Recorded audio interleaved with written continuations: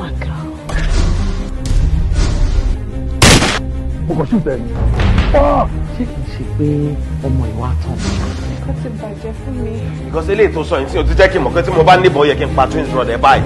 Ọmọ ìyá ni wá. Màá gbá má ní ilé tí o. Ìwọ abandon èmi àti ọmọ. With my twin brother? Yéga! It's people like you. Ló ń ba profession yẹn jẹ́.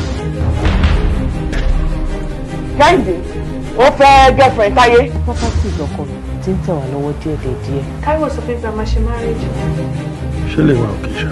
I'm confused. Yóò máa ń lé fún tíjà àjíkẹ́. So wà pẹ́ immediate get cartridge.